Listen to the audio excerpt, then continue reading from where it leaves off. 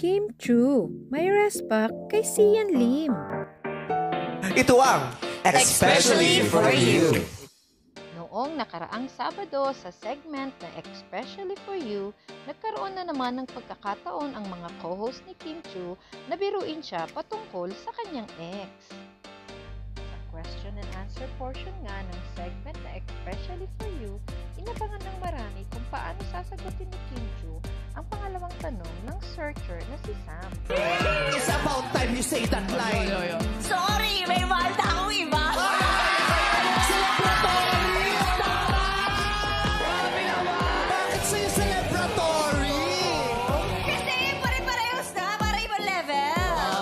Dapat malungkot Dapat eh. may variety. Lahat malungkot eh. Sa'yo Pwede mo masaya. naman sabihin ng masaya. Grabe, no? Kulang lang, dagdag mo sa udulo. Sorry, meron ako iba!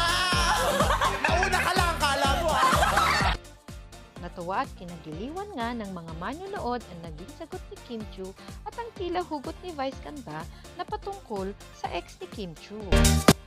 Matatandaang una na ngang inamin ni Sian Lim sa isang magazine interview na dating na sila ng kasamang producer na si Iris Lee.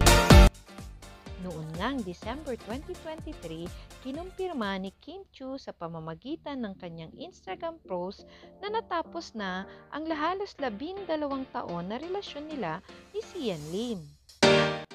Masaya naman ang mga tagahanga ni Kim Chu na tila baga nakamove on na ang dalaga sa breakup nila ni Sian Lim. Ngayon, siya naman ay nalilink sa kanyang bagong kapareha na si Paolo Abilino. Kung nagustuhan mo ang video na ito, please do like and subscribe. Thank you for watching!